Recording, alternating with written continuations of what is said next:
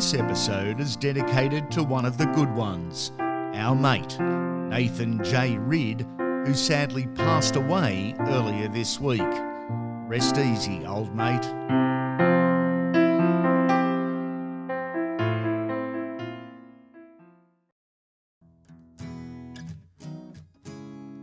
The great ones, they're different.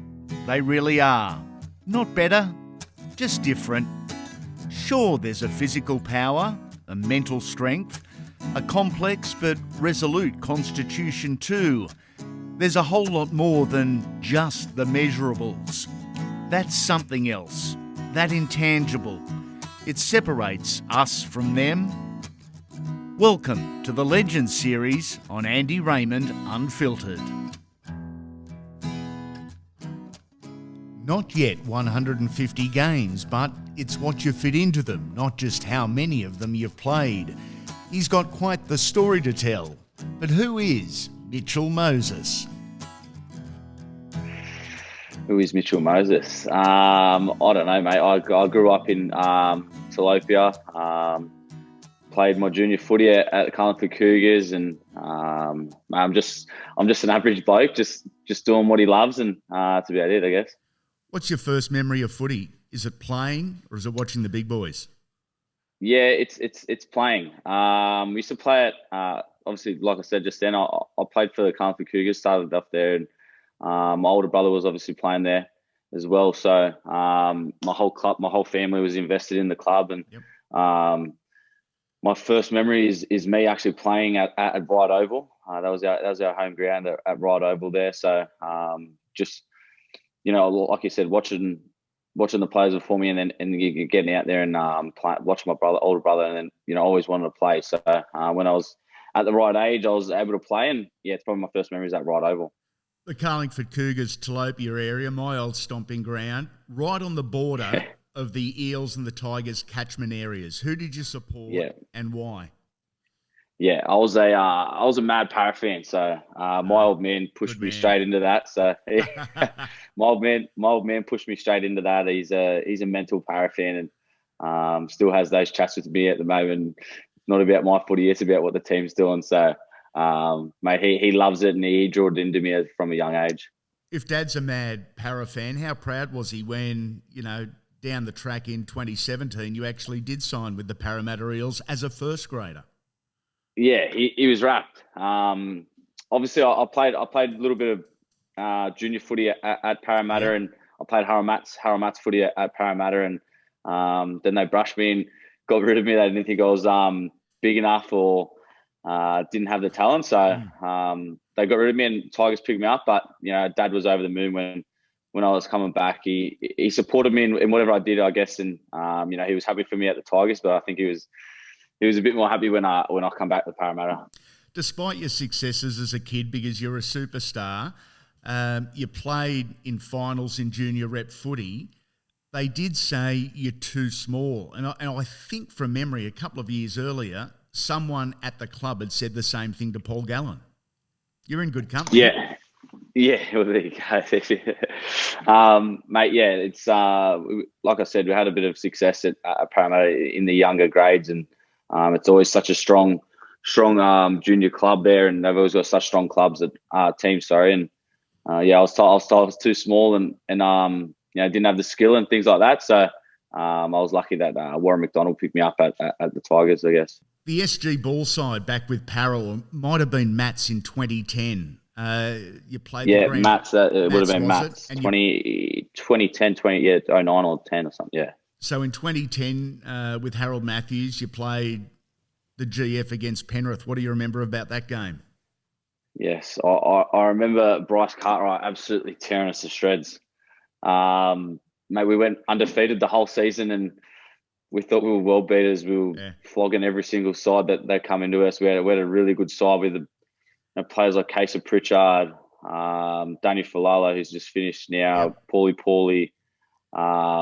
We were that hard to beat, I guess, and we pretty much just beat ourselves. And Bryce Cartwright just absolutely tore us to shreds that day, and I'll never forget it. It was pretty upsetting. We went through undefeated the whole year, and to lose the grand final was pretty upsetting. But we had a great side, and a lot of players succeed, and going to play first grade footy.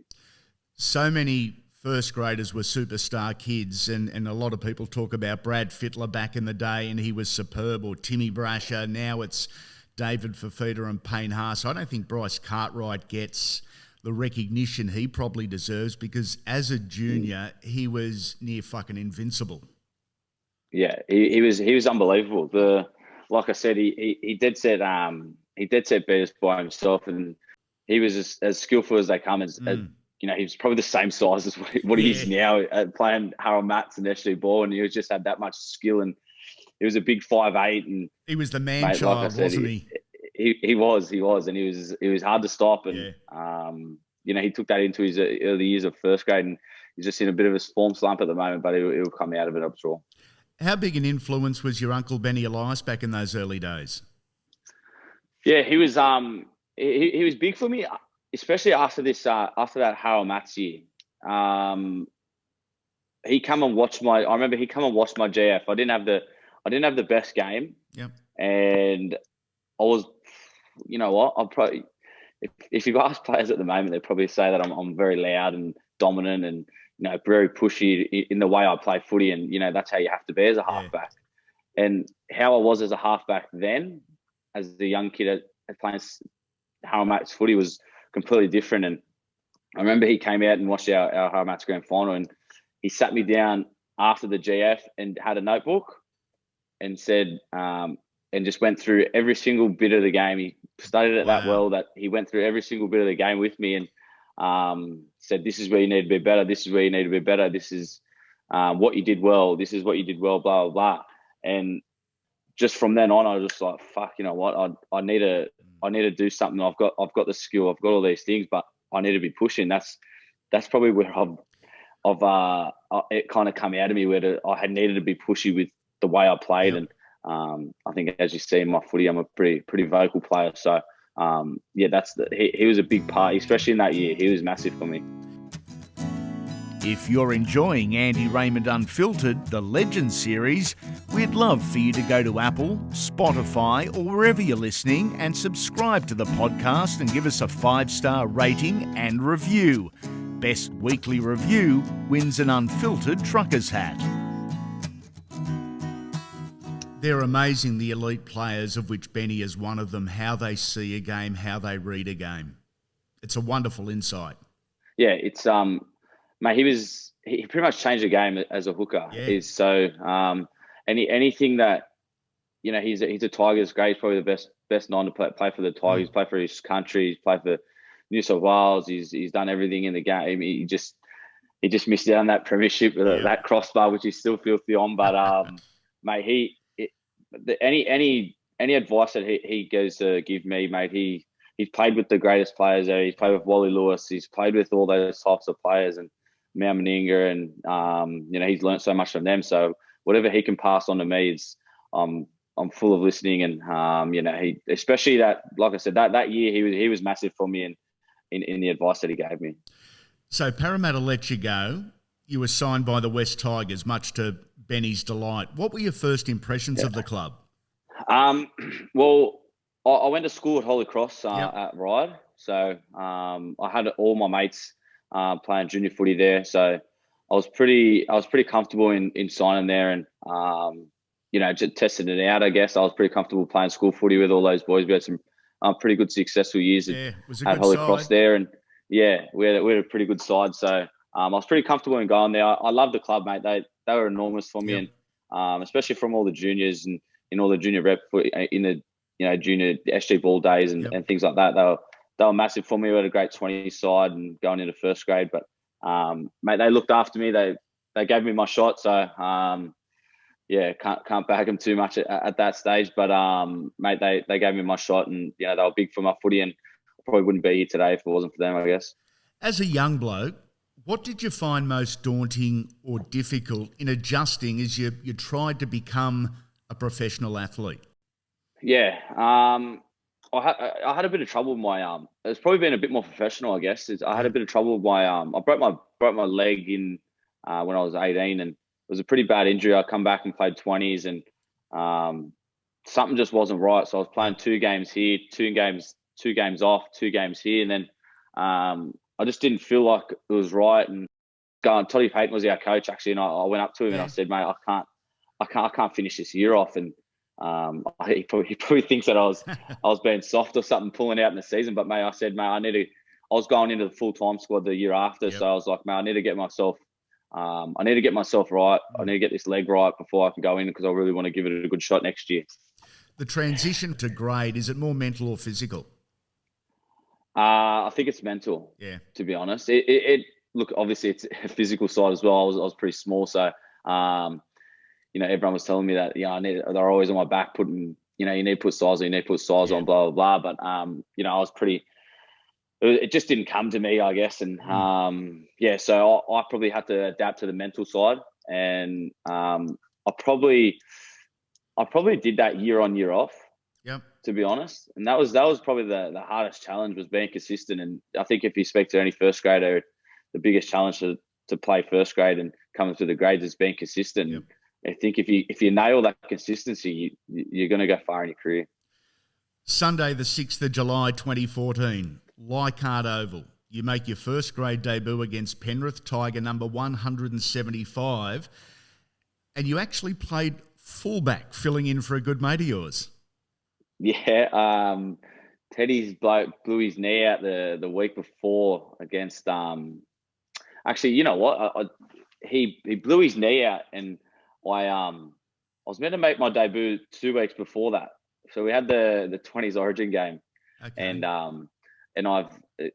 if you look it up, I've just gone and said something that I shouldn't have said, and I got suspended for 2 weeks because it come across the ref's mic.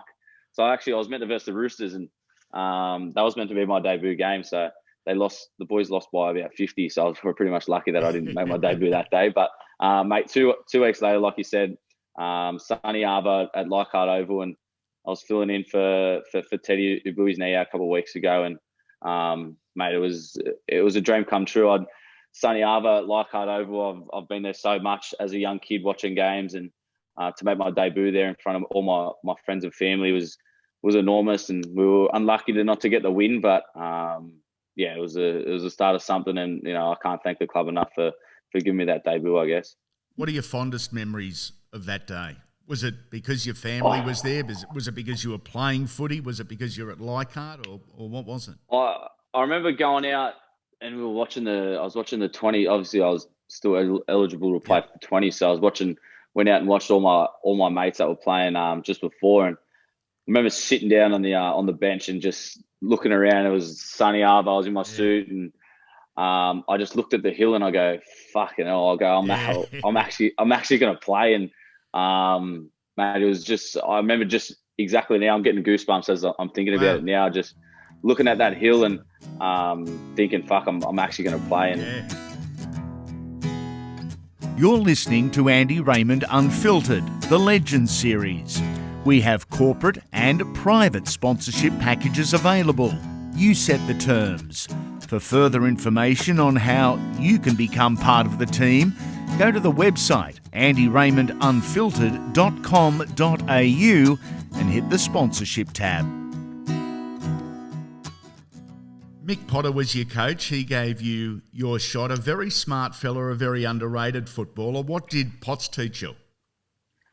Yeah, Potty was good. It was kind of lucky that I come in and play fullback at the start. Potsy's won 2 Dally M's as a fullback. Mate, he was enormous. He gave me my shot. I can't thank him enough for that. And we had him not long ago at Paramatta, who was helping us out last year. So Potsy's a great man, great bloke, and a great coach. And yeah, he helped me out massively as I was transitioning into first grade, I guess. It wasn't an easy time for the West Tigers club. The Jason Taylor era, 2015 to a few weeks into 2017. What are the best and most disappointing memories of that very eventful 2 and a bit years?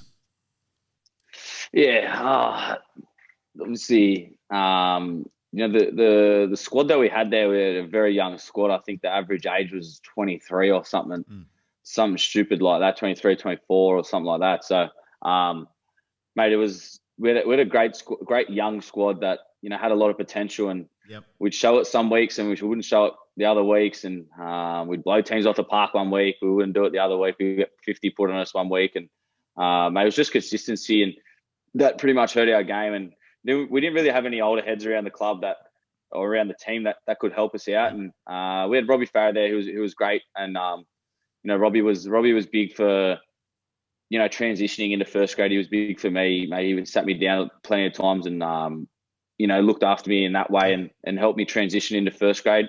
So he was big like that. And probably Aaron Woods was probably the biggest influence that I had that he's had on my career. I guess, like, coming into first grade, he was massive in that aspect. He always made me feel welcome, and was always giving me some tips on how to play footy and what to do and how to handle pressure and just the mental side of it and things like that. So he was outstanding. I'm still very close with him today. So, but the downfall was just probably how it all panned out. Yeah.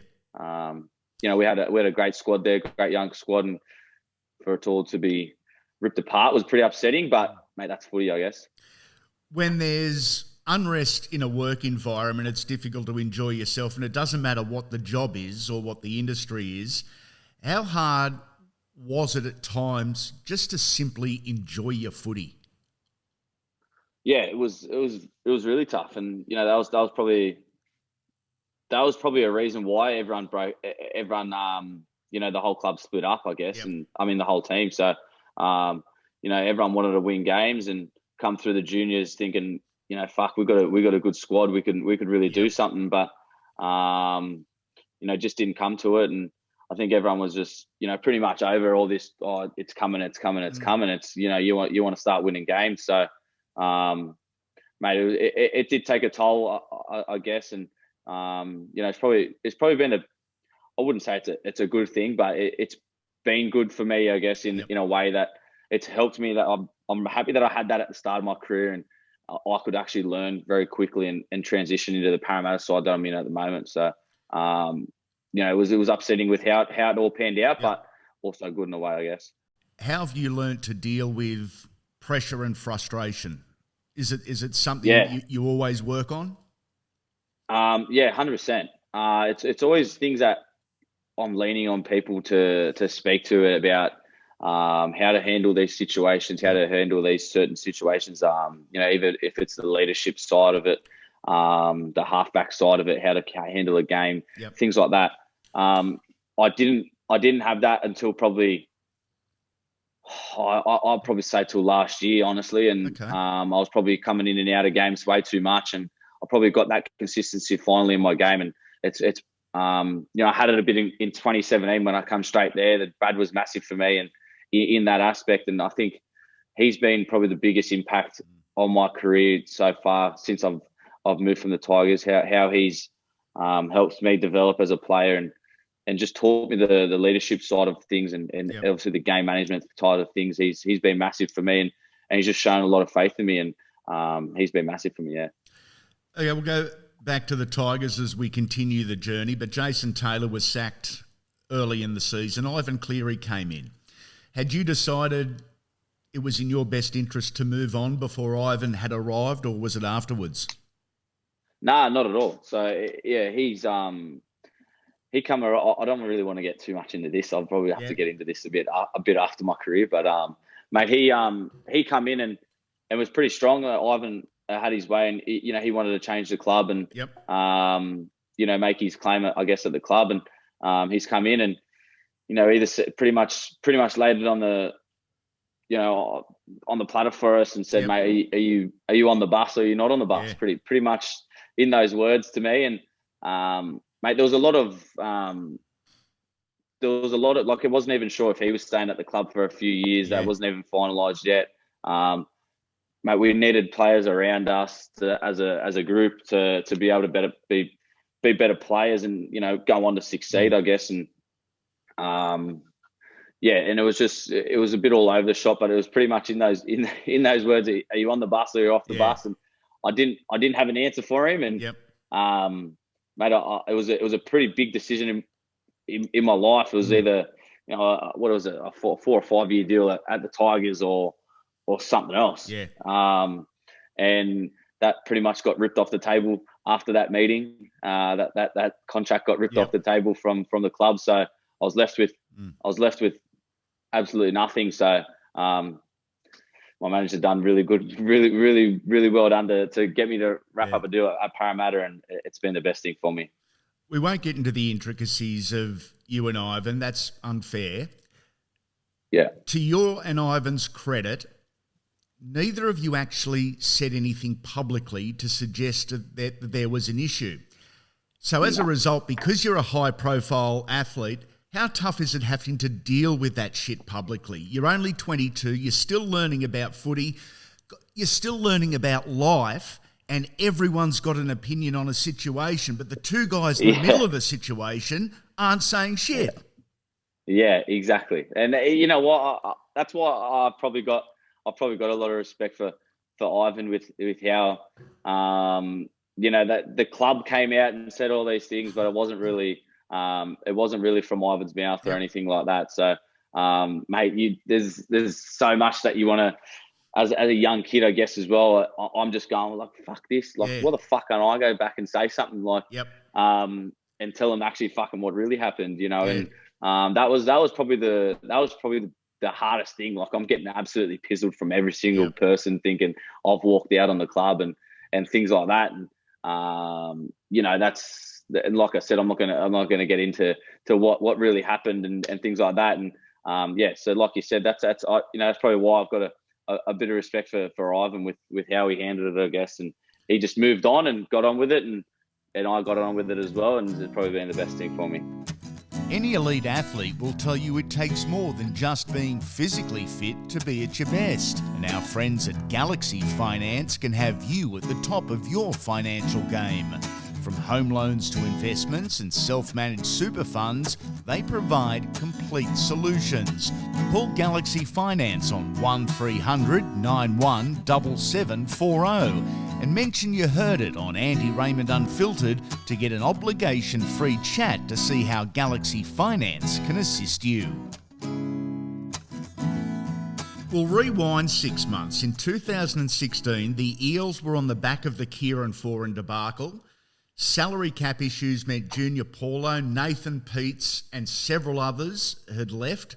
They finished 14th. I'm an Eels tragic, but what the hell made this club attractive to you 6 months later?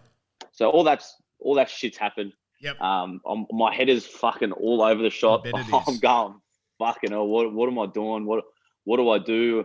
I don't want to leave my mates, you know what I mean? I think we've got something going on here. Then, mate, new coaches come in and then just absolutely, ruffled everyone's feathers, and it's just gone all over the shop. And it was a debacle, mate. It was fucking all over the shop. So a bomb's gone off in the dressing room, hasn't it? Oh, 100%. And mate, it's I went and had a meeting with Brad and Bernie Gurr, who was the CEO at the time. And mate, just the meeting that I had with them, and obviously there was a big thing with me going there and how I was going to help out the side, and Brad pretty much just laid it on the table for me how he wanted me to play, like how, and everything he said just resonated with me. And Bernie Gurr was massive for me, and why he wanted me at the club, and I just wanted to.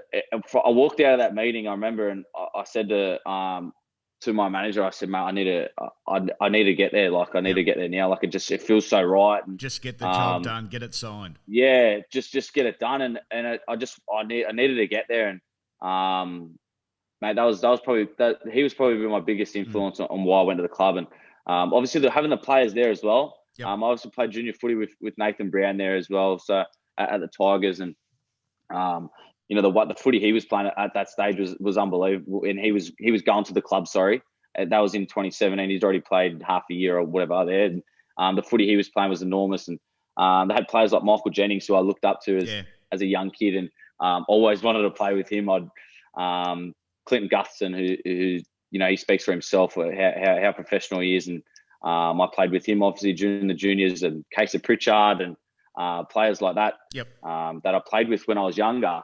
They were all at the club, and I just felt like it was the right move for me, and I'm just happy it got done.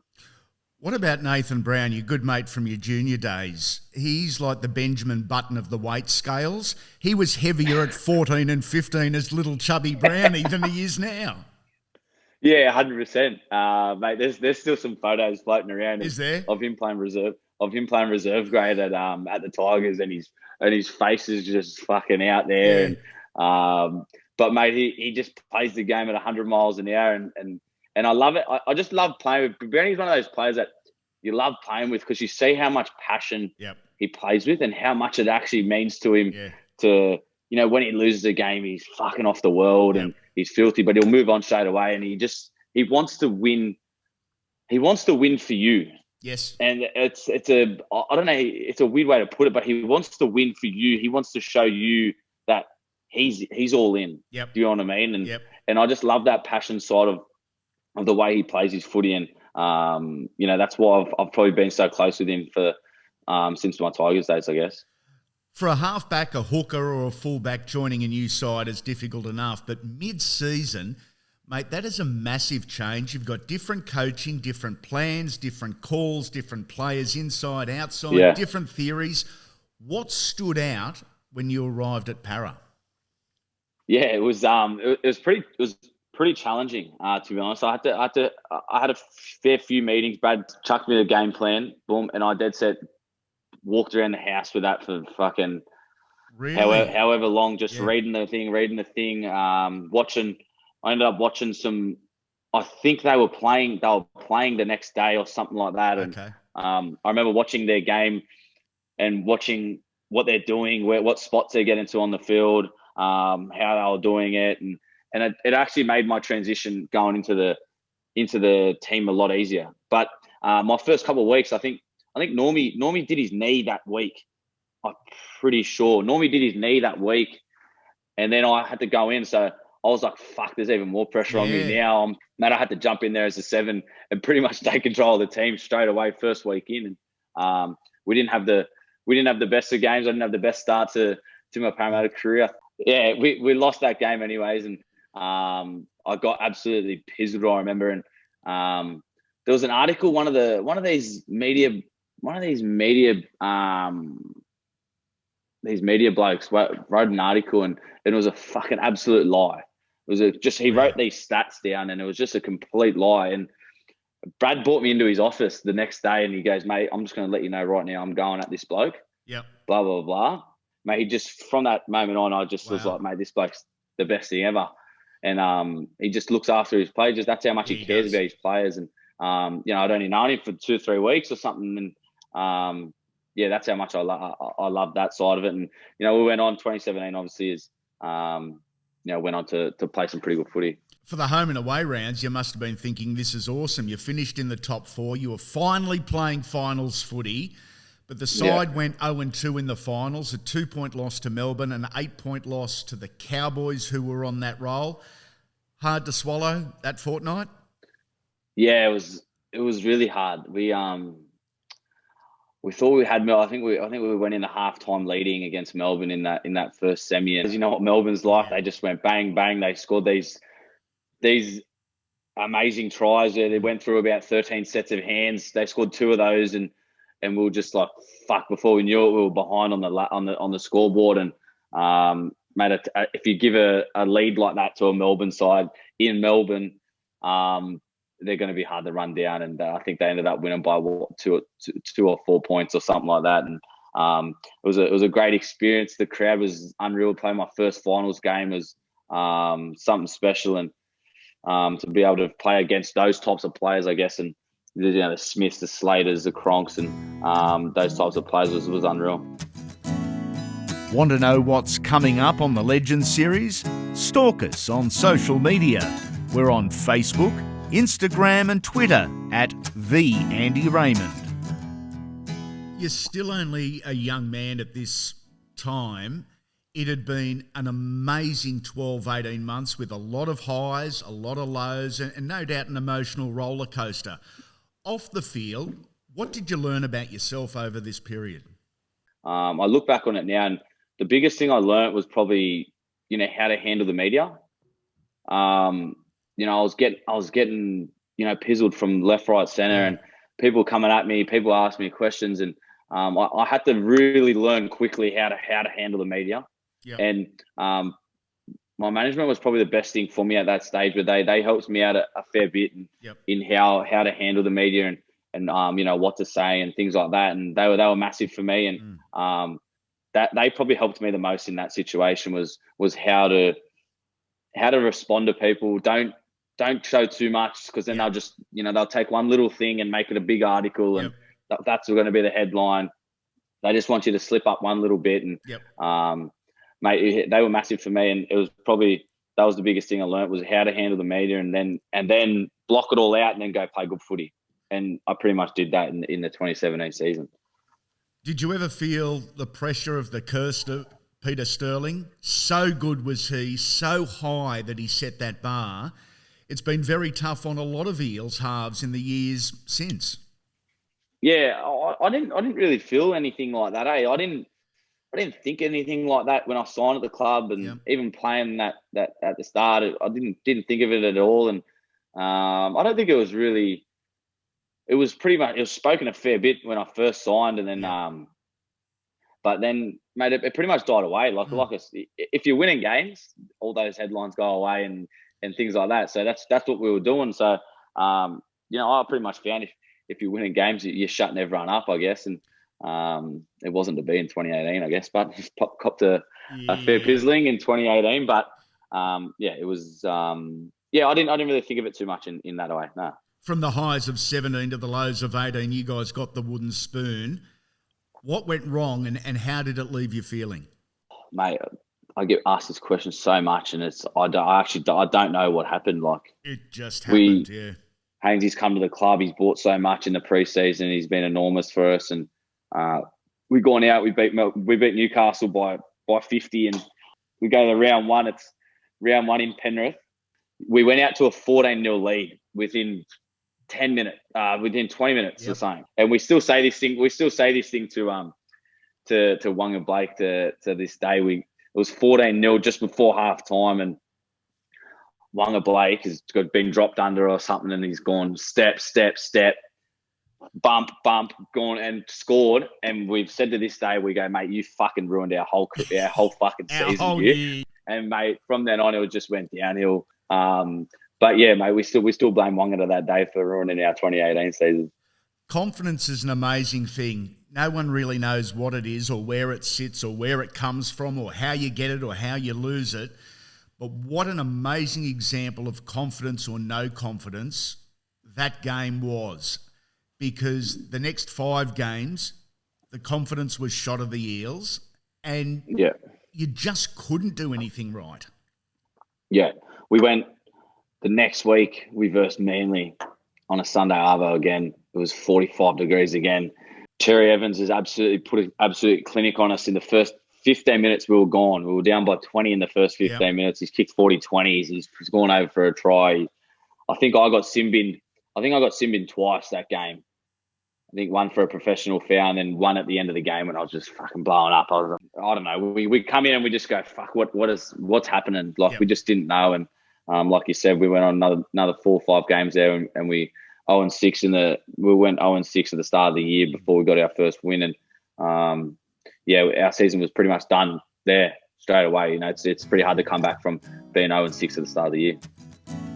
If you're enjoying Andy Raymond Unfiltered, the Legends series, we'd love for you to go to Apple, Spotify, or wherever you're listening and subscribe to the podcast and give us a 5-star rating and review. Best weekly review wins an Unfiltered Trucker's hat. For the most part, it's been a progression over the last 18 months for you, for the side. In your time there, is this current side the strongest and most well-rounded side, do you think? I think so. Yeah. We lost some pretty good players last year, I thought, and in Manu Miao, who was massive part of the whole squad since he come to Parramatta. So it was pretty upsetting to see him go. He was obviously my bodyguard as well next to me, so I felt pretty safe next to him on the field. And mate, he was enormous for what he did for the club, and it was pretty upsetting to see him go. We've seen Tepai Morawa go, who was at the club from a real young age, and players like that, seeing those players like go, and it was pretty upsetting. But we come in, we bought Ryan Madison, we bought Regan Campbell-Gillard, and those players were massive. And where we are at the moment, I think we've got a pretty well-rounded squad. We've got the experience now in players. Most of our players have played over 100 games now, which really helps. And we've obviously had Gutho was on the fringe of playing Origin and Test footy last year, and Ryan Madison was on the fringe of playing Origin. Regan Campbell-Gillard, who's played for Australia. Junior Paulo's in the best form of his career, and I could go on about every single player in our team. Are you happy with life? Are you happy with football? Yeah, I'm loving it at the moment. Obviously started off the year pretty well, and we were on fire, I guess, and we've hit a bit of a form slump at the moment. But I think what I've learned in the past couple of years is not to listen to anything outside of your group, I guess. I think we probably, and probably that's where I could probably help out a lot of other players, is don't listen to anything like that outside of. I've learned it from the past that if you let that stuff come into your game, it'll affect your footy, and it'll affect our footy as a whole team. So, there's a little bit of advice that I can give probably towards other players. And yeah, I think we're just gonna focus on what we can do and how we win games, which is going back to being defensive side, I guess. Is this the year? I hope so, mate. There's some pretty good sides out there that are playing some pretty good footy. You got sides like the Roosters in Melbourne who are playing phenomenal footy, and Penrith obviously who've been outstanding. So, mate, those three teams up there at the top have been unreal, and they'll be hard to knock off the top. But mate, I really hope so. I'd love nothing more than to win a comp at Parramatta, and I can imagine what Church Street would be like when we finally win one, and it'd be amazing. But hopefully this is the year, mate. Been a pleasure watching you mature on and off the field and progress as well. Mitchell Moses, you, sir, are a legend. Thanks, mate. We hope you enjoyed this episode of the Legends series. Throughout the month of September, we're dropping a new episode every third day. Be sure to subscribe to Andy Raymond Unfiltered wherever you're listening. And to ensure you don't miss any news on what's coming up, follow our social media pages at The Andy Raymond. Dropping Thursdays, starting October 1st, it's the Weekly Wodge. It's a little bit of this, plenty of that. A mix of the serious and the not so. Interviews, segments, specials and special guests. If you enjoy the lighter side of the wonderful world of sport and fart jokes, you'll enjoy the Weekly Wodge. Come back soon, legends.